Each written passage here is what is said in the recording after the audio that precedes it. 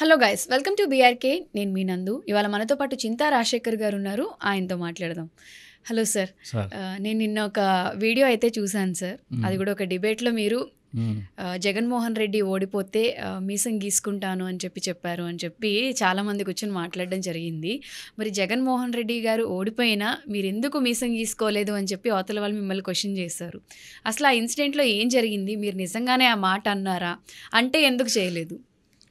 ఇది ఎన్నికల కంటే 2 months ముందర 3 months ముందర మేబీ ప్రజలలో ఉన్న ఆదరణ చూసి, జగన్మోహన్ రెడ్డి పరిపాలన పట్ల ప్రజలకున్న ఆదరణ చూసి డెఫినెట్గా జగన్మోహన్ రెడ్డి 100 నుంచి 110 స్థానాలు గెలుస్తారని, జగన్మోహన్ రెడ్డి ఒకవేళ ఓడిపోతే అంటే వైసీపీ ప్రభుత్వం ఓడిపోతే సగం మీసంతో నేను తిరుగుతాను అని చెప్పడం జరిగింది.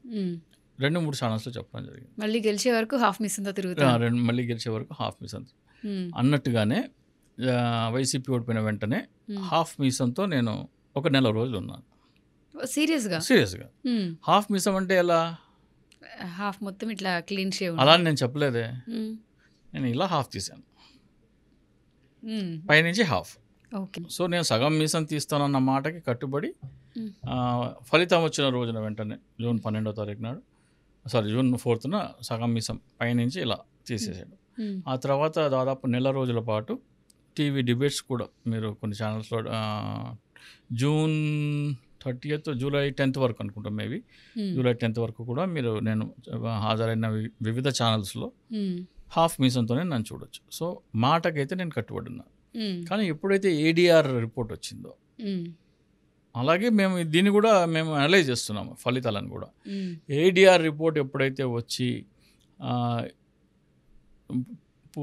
పోలైన ఓట్లకి లెక్కించిన ఓట్లకి వ్యత్యాసం ఉందని, అలాగే ఆంధ్రప్రదేశ్లో 40 లక్షల ఓట్లు పోలింగ్ డేట్కి కౌంటింగ్ డేట్కి 12.5% ఓట్స్ పెరిగినాయి. మీరు ఎన్నికల రోజు సాయంత్రం 8 గంటలకి డిక్లేర్ చేసిన వాటికి, అలాగే మీరు ఫలితాలు కౌంట్ చేసిన వాటికి మధ్య ఉన్న వ్యత్యాసం 12.5% ఉంది. 50 లక్షల దాకా మీరు 54 లక్షల దాకా పెరిగినాయి ఓట్లు. అండ్ వైసీపీకి కూటమికి ఉన్న వ్యత్యాసం 39 లక్షలు 40 లక్షల ఓట్లు. సో నాకు అర్థమైపోయింది ఏంటంటే ఇది రిగ్డ్ ఎలక్షన్ అని ఒక దీనికి వచ్చాను. ఆ తర్వాత ఈవీఎంల మీద వెరిఫికేషన్ కోసము ఒక గైడ్లైన్స్ ఇచ్చింది సుప్రీంకోర్టు. ఒక ఆదేశం ఇచ్చింది 24 ఏప్రిల్ 2024, 26 ఏప్రిల్ 2024. ఎవరికైనా సరే అభ్యర్థులు వాళ్ళ నియోజకవర్గంలో మీకు ఏమైనా సరే అనుమానాలు ఉంటే మీ నియోజకవర్గంలోని 5% పోలింగ్ స్టేషన్లలో ఈవీఎంల వెరిఫికేషన్ కోసం అప్లై చేయొచ్చు అని ఒక స్టాండర్డ్ ఆపరేషన్ ప్రొసీజర్ ఇచ్చింది సుప్రీంకోర్టు ఆదేశాలకి అనుగుణంగా. సుప్రీంకోర్టు చెప్పింది ఒకటి, ఆదేశాలు స్టాండర్డ్ ఆపరేషన్ ప్రొసీజర్ ఇంకోటి ఉంది. సుప్రీంకోర్టు ఏం చెప్పింది? ఎవరికైనా సరే అభ్యర్థి అప్లై చేసుకోవడానికి 5% పోలింగ్ స్టేషన్లో అవకాశం ఉందంటే అప్లై చేసినప్పుడు సుప్రీంకోర్టు ఏం చెప్పిందంటే మీరు 3 కాంపోనెంట్స్ ఉంటాయి ఏది మన ఈవీఎంలో. ఒకటేమో కంట్రోల్ యూనిట్, ఒకటేమో బ్యాలెట్ యూనిట్, ఒకటేమో వీవీప్యాట్. ఇది కాకుండా సింబల్ లోడింగ్ యూనిట్ అనేది కూడా ఉంటుంది. సో ఈ 3 మనకు కనపడతాయి. ఈ 4 మీరు మైక్రో కంట్రోలర్స్ వెరిఫై చేయాలి, దాన్ని టెస్ట్ చేసి వెరిఫై చేయాలని చెప్పింది. కానీ దానికోసము ఇచ్చిన స్టాండర్డ్ ఆపరేషన్ ప్రొసీజర్లో మైక్రో కంట్రోలర్స్ వెరిఫికేషనే ఎత్తేసారు, లేదు, టోటల్గా తీసేశారు. అలాగే మన ఆంధ్రప్రదేశ్ నుంచి బాలినేని శ్రీనివాసరెడ్డి గారు, అలాగే అప్పల్ నర్సయ్య గారు, బొత్స సత్యనారాయణ గారి బ్రదరు, అలాగే బెల్లాన చంద్రశేఖర్ గారు, వీళ్ళందరూ ఈవీఎం వెరిఫికేషన్ కోసం అప్లై చేస్తే రాగానే వాళ్ళు పాత డేటా డిలీట్ చేసి మాక్ పోలింగ్ చేశారు. ఎప్పుడు జరిగింది? మన ఆంధ్రప్రదేశ్లో ఇది జరిగింది. కానీ సుప్రీంకోర్టు హర్యానా ఆంధ్రప్రదేశ్లో ఇది జరిగిన అనుభవాల దృష్ట్యా హర్యానా వాళ్ళని నేను ముందే అప్రమత్తం చేశాను, ఇలా జరుగుతుంది మీరు జాగ్రత్త పడండి అని. వాళ్ళు కోర్టుకు వెళ్ళారు, సుప్రీంకోర్టుకి వెళ్ళారు. సుప్రీంకోర్టుకి వెళ్ళి మాకు డేటా డిలీట్ చేయకుండా ఈవీఎం వెరిఫికేషన్ కావాలని పిటిషన్ వేశారు. సుప్రీంకోర్టు ఎన్నికల కమిషన్ని పిలిచి చడామడా తిట్టింది. నువ్వు వెరిఫికేషన్ చేయకుండా డేటా ఎందుకు డిలీట్ చేస్తావు అంటే, ఎక్కడైనా సరే ఒక నేరం జరిగింది అనుకోండి, ఆ ఆధారాలు చెరిపేసి నేరం జరిగింది అనేది ఫింగర్ ప్రింట్స్ కానీ లేకపోతే ఏదన్నా ఆధారాలని చెరిపేసి అప్పుడు ఇన్వెస్టిగేషన్ చేయడం ఏంటి? ఆధారాలు సేకరించాలి కదా. అవును. సో సుప్రీం డేటానే డిలీట్ చేస్తే ఆధారాలు నాశనం చేసినాక నువ్వేం తీస్తావని సుప్రీంకోర్టు చివాట్లు పెట్టింది. సో దీన్ని బట్టి డేటా డిలీట్ చేయటం అనేది తప్పు అని సుప్రీంకోర్టే చెప్పింది. సో ఆంధ్రప్రదేశ్లో డేటా డిలీషన్ జరిగింది. సో ఆంధ్రప్రదేశ్లో ఏం జరిగిందో, డేటా డిలీట్ అవ్వడం జరగకుండా ఉండుంటే చీటింగ్ జరిగేది కాదు. డిలీట్ చేశారు కాబట్టి కంపల్సరీ చీట్ చేశారు అనేది 100%. అసలు మీరు స్టాండర్డ్ ఆపరేషన్ సుప్రీంకోర్టు ఇచ్చిన ఆదేశాలకి మీరు స్టాండర్డ్ ఆపరేషన్ ప్రొసీజర్ పక్కన పెట్టి చూస్తే ఎన్నికల కమిషనే ఈవీఎం ట్యాంపరింగ్ని ఎంకరేజ్ చేస్తుందని మనకు స్పష్టంగా అర్థమవుతుంది. మీకు 5-6 పాయింట్స్ చెప్తాను. ఎందుకంటే నేను రేజ్ చేసిన పాయింట్స్ మీద ఆధారంగానే ఈ రోజున సుప్రీంకోర్టులో కేసు నడుస్తుంది. హర్యానా ఎంపీలు ఇది ఎలా జరిగిందంటే, నేను హర్యానా ఎలక్షన్స్ జరిగినాయి. హర్యానా ఎలక్షన్స్ జరిగిన తర్వాత నన్ను ఒక ఛానల్లో డిబేట్కి దాని ఎగ్జిట్ పోల్స్ రిజల్ట్స్ వచ్చాయి. 3 అక్టోబర్ 5న ఎగ్జిట్ పోల్ రిజల్ట్స్ వస్తే అనలైజ్ చేస్తున్నారు. కాంగ్రెస్కి 60 నుంచి 65 వస్తాయి అన్నారు. ఒక 90 స్థానాలు ఉంటాయి. 60 నుంచి 65 వస్తుంది అంటే నేను కాంగ్రెస్ ఓడిపోతుంది అన్నా. నేను అన్ని ఛానల్స్ ఒక 10-12 ఎగ్జిట్ పోల్స్ వచ్చినాయి వరుసగా. నీకు హిందీ వచ్చా బాబు, 65 అంటే 65, నీకు హిందీ వచ్చా రాదా అని అక్కడ కాంగ్రెస్ అభ్యర్థి నన్ను హేళన చేశాడు. నాకు హిందీ వచ్చు, మీరు ఓడిపోతున్నారు అన్నాను. సరే అయితే ఆయన తప్పకుండా ఫలితాల రోజున పిలవండి అన్నారు. ఫలితాల రోజున పొద్దున 8 గంటలకు కూర్చున్నాము. కూర్చోగానే 8:20కి కాంగ్రెస్ 72 స్థానాల్లో ఆధిక్యంలో ఉంది, 90లో బీజేపీ 12-13 స్థానాల్లో ఆధిక్యంలో ఉంది. రాజశేఖర్ గారు 72 అంటే 72 మీకు తెలుసా అంటున్నారు. నేను మీరు 40 లోపలే ఉంటారన్నా. నేను గంట ఆగండి, 11 గంటలకు మాట్లాడదాం, మీరు 40 లోపలే ఉంటారన్నా. 37 వచ్చినాయి కాంగ్రెస్కి. ఇమీడియట్గా వాళ్ళ పీసీసీ ప్రెసిడెంట్ ఆఫీస్ నుంచి కాల్ వచ్చింది, మీకు ఎట్లా తెలుసు? ఆంధ్రప్రదేశ్లో ఇదే జరిగింది. ఆంధ్రప్రదేశ్లో ఇదే జరిగింది. ఎలా జరిగింది, ఏం చేయాలి ఇప్పుడు? స్టాండర్డ్ ఆపరేషన్ ప్రొసీజర్ చదువుకుంటే నీకు అర్థమైపోతుంది ట్యాంపరింగ్ ఎలా జరిగిందో. అంటే ఏ టెస్ట్లు అయితే ట్యాంపరింగ్ దొంగని పట్టుకోవడానికి ఏవేవైతే చేయాలో అవి చేయలేదు, అవి చేయకుండా వేరే చేశారు. ఏంటి, ఎన్నికలలో మనము పోలేసిన ఓటు వేయగానే ఒక స్లిప్ బయటకు వస్తుంది. ఆ స్లిప్ మనం కళ్ళతో చూస్తాం.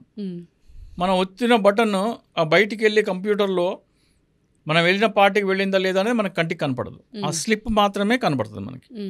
ఆ కంటికి కనపడిన స్లిప్లు లెక్క పెట్టమంటే లెక్క పెట్టమంటున్నారు. మీరు కంప్యూటర్లో ఏది ఉందో అదే ఫైనల్ అంటున్నారు.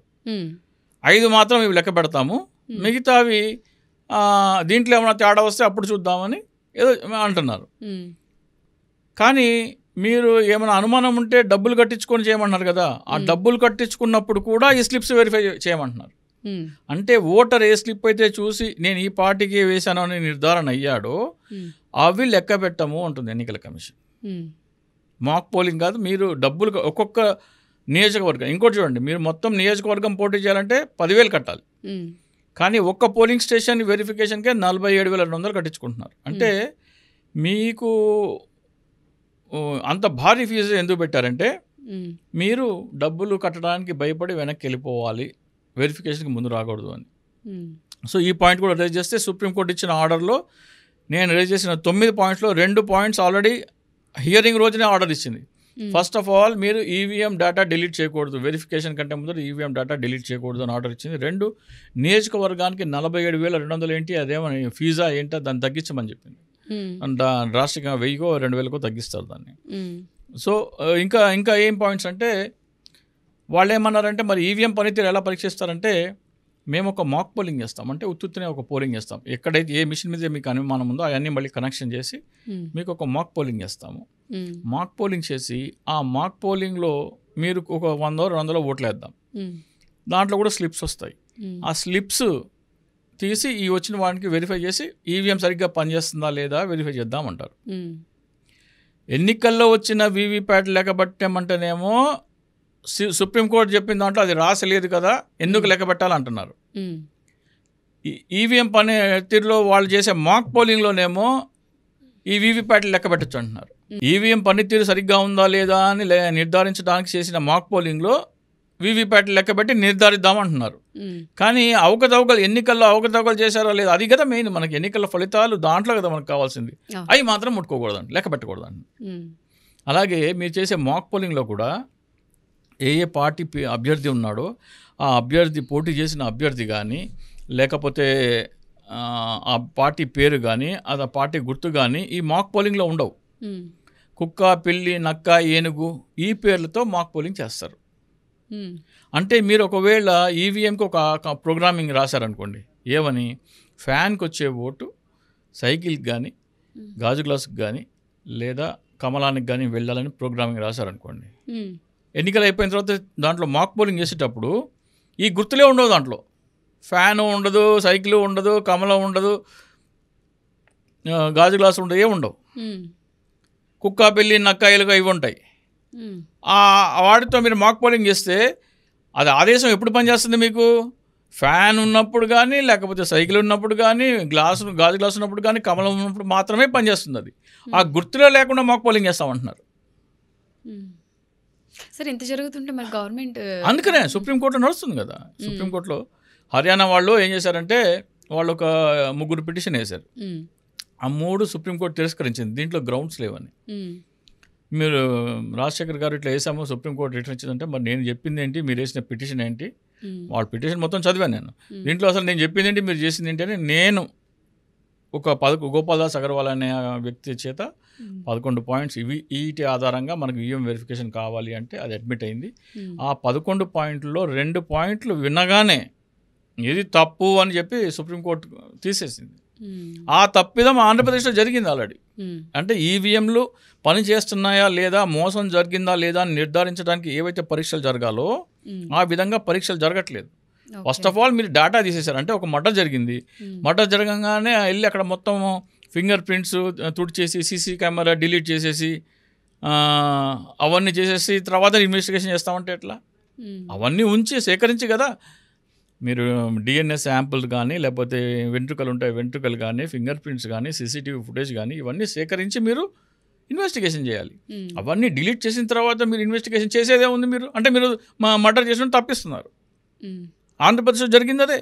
ట్యాంపరింగ్ చేసేవాళ్ళని స్టాండర్డ్ ఆపరేషన్ ప్రొసీజర్ ఏదైతే సుప్రీం ఎలక్షన్ కమిషన్ జారీ చేసిందో అది ఈవీఎం ట్యాంపరింగ్ చేసిన వాళ్ళని దొరకకుండా తప్పించేందుకు డిజైన్ చేయబడింది.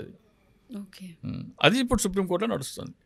సో అందుకని నేను తీసేసిన సగం మీసము మళ్ళీ ఫుల్గా పెంచుతున్నా. అంటే వాళ్ళు జగన్మోహన్ రెడ్డి ఓడిపోలేదు, 80 నుంచి 110 స్థానాలు వచ్చినాయని కొన్ని మనకి ఇంటర్నల్ లీక్స్ వస్తున్నాయి. నా అంచనా అయితే 100 పైనే ఉంటాయి. ఈవీఎం ట్యాంపరింగ్ జరిగిన తర్వాత నా గెలుపోవటంలకి సంబంధం లేదు అనేది నా ఉద్దేశం. సో నిన్న దాంట్లో ఆ ఛానల్ జనసేనకు అనుకూలం. నేను మాట్లాడేటప్పుడు ఆయన వాల్యూమ్ పెంచుతున్నారు. నేనేమో ఆన్లైన్లో ఉన్నా, ఆయనేమో స్టూడియోలో ఉన్నాడు. నేను మాట్లాడేటప్పుడేమో అయితే నా వాయిస్ కట్ చేస్తున్నారు, లేకపోతే ఆయన వాల్యూమ్ పెంచుతున్నారు.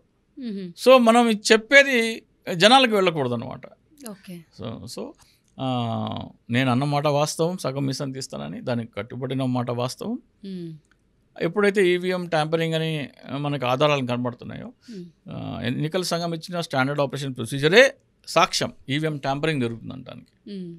ఇంకా అవసరం లేదు, వైసీపీనే గెలిచిందని నా గట్ ఫీలింగ్. అది సో ఈ ఫైట్ నెక్స్ట్ ఎలక్షన్స్ వరకు కూడా కంటిన్యూ చేస్తారు. లేదు, ఈ లోపలే నాకు తెలిసి ఈ లోపలే సుప్రీంకోర్టు ఒక 7-2 నెలల్లో జడ్జిమెంట్ అయితే రావచ్చు. ఇప్పుడైతే మనం అయిపోయిన దానికైతే మనం చేసేది ఏం లేదు. కానీ మోస్ట్లీ అవన్నీ నేను కోరిన డిమాండ్లన్నీ న్యాయబద్ధంగా ఉన్నాయి, పారదర్శకంగా. అంటే ఇప్పుడు విదేశాల్లోకి తెలిస్తే మన మీద నవ్వుతారు. మీది ఒక దేశమా, మీది ఒక ప్రజాస్వామ్యమా, మీ ఎన్నికల అని పక్కపక్క నవ్వుతారు.